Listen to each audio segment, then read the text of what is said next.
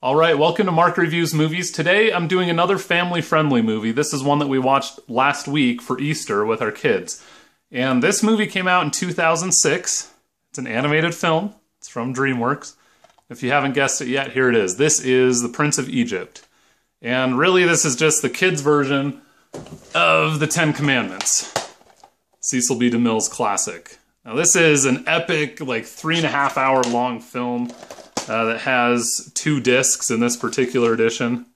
Okay, so Ten Commandments is a classic, and it's awesome, and it'll never be topped. But if you were to do an adaptation for kids that's animated, this is the best one that I can imagine. Extremely well done, all-star cast of voices. The strangest casting, I think, is Jeff Goldblum as Aaron. He's very Jeff Goldblum in this movie. He's like, are you sure, Moses? I mean, he sounds like Jeff Goldblum. But you have Captain Picard himself. Patrick Stewart is in this movie. Music by Hans Zimmer. I mean, it is phenomenally well done. They brought together an all-star cast of singers and voice actors. So Brian Stokes Mitchell from Broadway sings Jethro's kind of theme song in this movie. So we watched it with the kids. There's some concepts that are difficult to explain, just like you would encounter with any reading of the Bible too. Like, why would God send plagues and things like that? So we kind of had to explain the greater purpose, and it created a good family discussion. If you're not ready for that, you might want to preview it first to explain things like, for example, why one of the plagues was killing all of the children of the Egyptians. Well, all of the oldest children of the Egyptians. It's a pretty heavy storyline, but you know what? We're dealing with slavery here. We're dealing with, an oligarchy and someone who's starting basically a theocracy as they leave Egypt. So basic storyline, I can't really help you there in this short review, but Moses was supposed to be killed as a baby. His mom and his sister put him in a basket to save his life, floated down the Nile, and an Egyptian princess raised him as her own.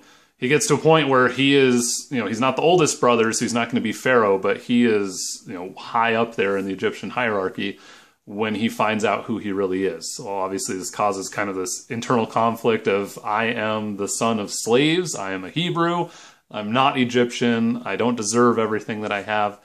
And so he goes out into the desert to find himself, and he comes back. He's now been chosen by God and called of God to deliver the Hebrew people out of slavery, out of captivity. That's a quick summary of both the Bible story and this movie for that matter. So Prince of Egypt is PG. And I do suggest some of that G part of it, that guidance, as you go through this. Some heavy topics that your kids might not fully understand or might not have encountered before. So be prepared to talk about that. But, beautifully depicted. Some of the same complaints I have with all DreamWorks movies. It's really stylized, so like kind of the body shapes of some of the animals and the people and things are just over the top, a little weird.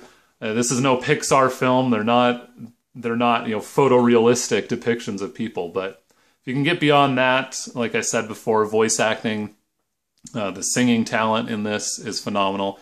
You can't beat the story because it's a true story. It's based on real events that actually happened. I give it my full endorsement, my recommendation. I really love The Prince of Egypt.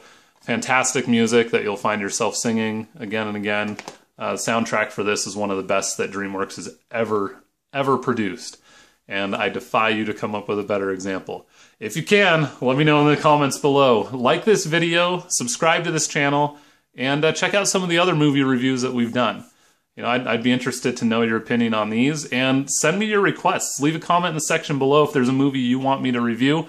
Chances are good I have it along here. Again, nothing that's not family friendly though, so I don't have any rated R films. I do have some kind of heavier PG-13, so we'll call that older children family friendly.